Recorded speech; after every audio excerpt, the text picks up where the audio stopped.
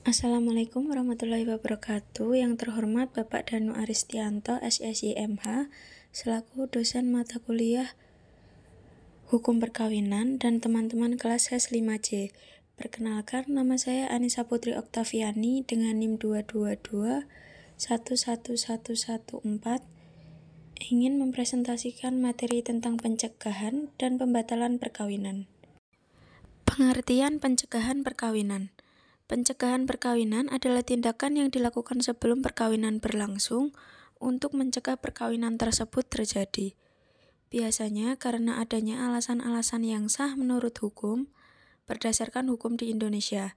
Misalnya dalam Undang-Undang Nomor 1 Tahun 1974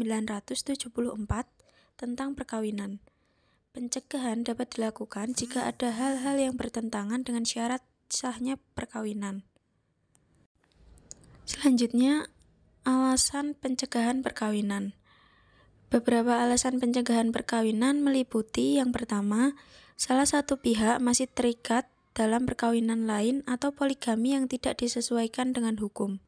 2. Salah satu pihak masih di bawah umur yang diizinkan untuk menikah. 3. Tidak adanya izin dari wali atau pihak yang berwenang jika dibutuhkan, misalnya pada perkawinan yang memerlukan izin orang tua. 4. Kedua mempelai mempunyai hubungan darah yang terlalu dekat yang dilarang oleh hukum, atau misalnya perkawinan saudara kandung atau sepupu dekat. Selanjutnya, siapa yang dapat mencegah perkawinan?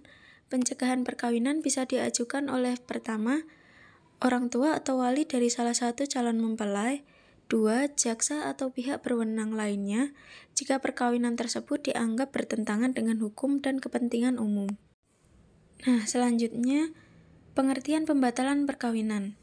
Pembatalan perkawinan adalah proses hukum untuk menyatakan bahwa suatu perkawinan yang telah dilangsungkan tidak sah menurut hukum, sehingga dianggap tidak pernah ada.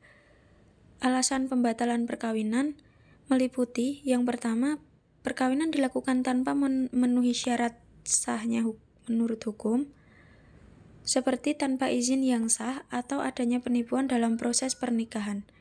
2. Salah satu pihak ternyata masih terikat perkawinan dengan orang lain. 3. Salah satu pihak tidak memenuhi persyaratan kesehatan yang ditentukan oleh hukum. 4. Terjadi unsur paksaan atau ancaman pada salah satu pihak dalam proses perkawinan. Selanjutnya, siapa yang dapat membatalkan perkawinan?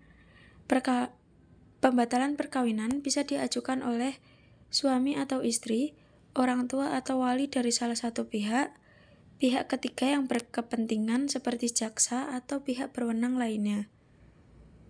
Selanjutnya, kesimpulan dari materi ini adalah setelah pembatalan perkawinan disetujui oleh pengadilan, perkawinan tersebut dianggap tidak pernah ada secara hukum, meskipun bisa ada dampak hukum tertentu terhadap anak atau properti yang telah dihasilkan dari perkawinan tersebut.